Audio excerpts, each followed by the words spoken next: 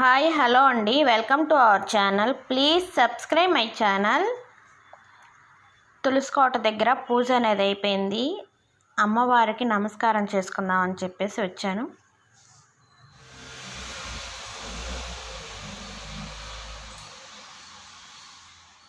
తులసి కోట దగ్గర ఇంట్లో కూడా పూజనంతా అయిపోయిన తర్వాత టిఫిన్ అనేది రెడీ చేయాలని చెప్పేసి పునుగులు వేద్దామని చెప్పేసి అందులోకి ఆనియన్స్, మిర్చి, జీలకర్ర, కరివేపాకు అవన్నీ కూడా వేసుకొని కొంచెం ఉప్పు,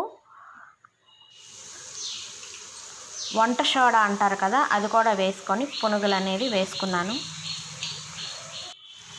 కళాయిలో అనేది వేసిన తర్వాత పునుగుల రెసిపీ అనేది అయిపోయింది ఫ్రెండ్స్.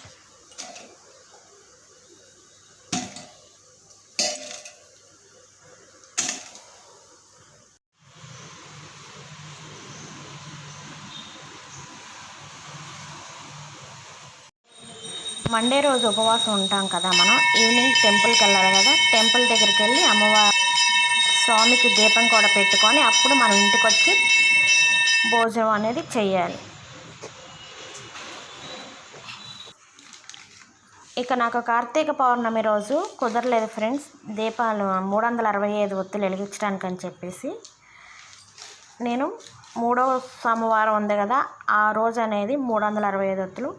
అప్పుడు బాగా వర్షం రావడం కారణంగా నేను ఇంట్లోనే 365 ఒత్తులు వెలిగించుకున్నాను. తులసి కోట దగ్గర కూడా వెలిగించడానికి కుదరలేదు ఫ్రెండ్స్, ఇంట్లోనే చేసుకున్నాను. నేను బాగా వర్షం పడుతుంది కదా, తుఫాను అని చెప్పేసి టెంపుల్కి వెళ్ళలేదు, ఇంట్లోనే చేసుకున్నాను అన్నమాట.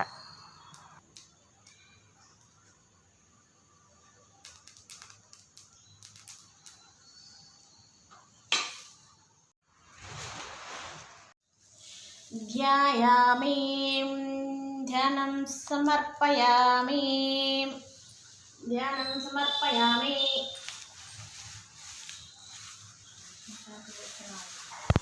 టెంపుల్కి వెళ్తే 365 ఒత్తులు వెలిగించాలంటే కంగారుగా లేగమని అంత హడావిడిగా ఉంటుంది కదా. మనకి ఇంట్లో అయితే ఆ హడావిడి అనేది ఉండదు. స్వామివారికి కావలసిన షోడోపచారం మొత్తం మనం చేసుకోవచ్చు. స్వామికి అభిషేకం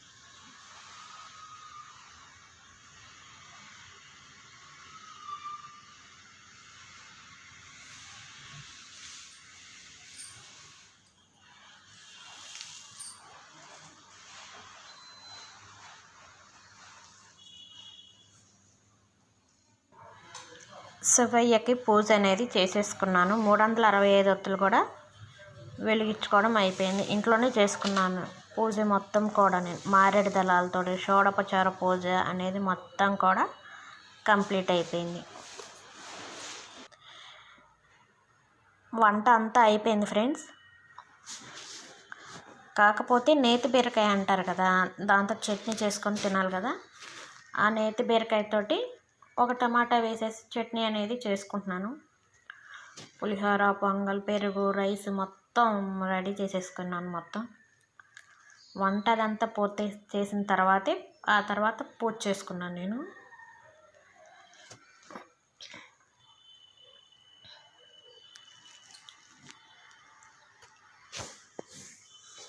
బీరకాయ అంతా మగ్గిపోయిన తర్వాత మిక్సీ పట్టుకోవాలి కదా, మిక్సీ అనేది వేసేసుకుంటాను. మనం మార్నింగ్ నుంచి ఉపవాసం అనేది ఉంటాం కదా, పూజ చేసినంతసేపు బాగానే ఉంటుంది. పూజ అనేది కంప్లీట్ అయిపోయిన తర్వాత ఆకలిస్తుంది మనకి.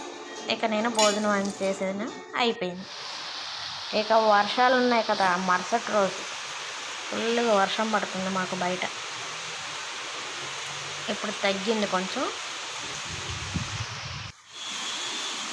అన్ని చోట్ల ఉంది కదా తుఫాను.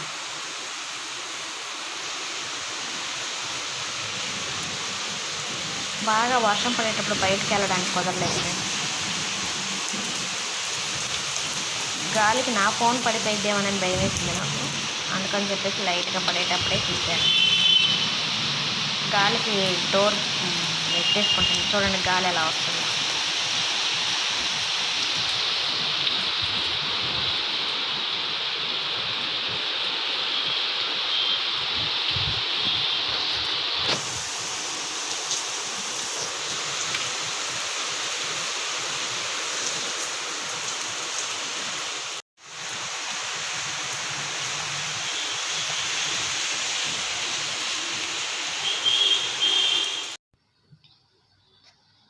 ఓన్లీ ఈసారి మినపగుండులతోటే గారె అనేది వేసుకున్నాను. ఎప్పుడు బొబ్బర్లు అవే అలసందలు అంటారు కదా, అవి మినపప్పు కలిపి మినపగుండ్లు కలిపి రుబ్బుకుంటాను గ్రైండర్లో.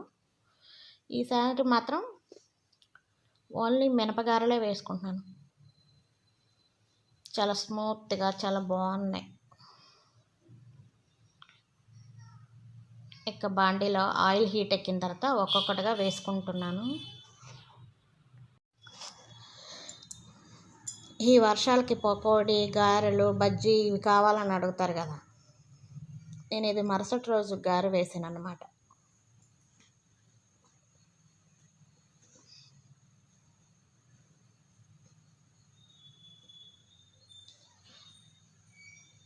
మొత్తం కూడా గారెలాగా వేసేసుకొని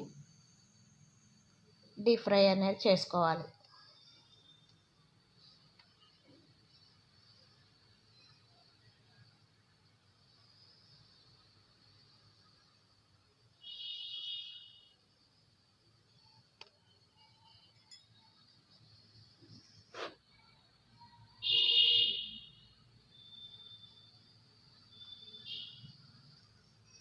ఇప్పుడు మనం వాటిని ఒకవైపు కాలిన తర్వాత గరిటెతోటి తిప్పుకోవాలి. అది కాలకపోయినా కూడా మళ్ళీ అలాగే వేసాను చూడండి నేను.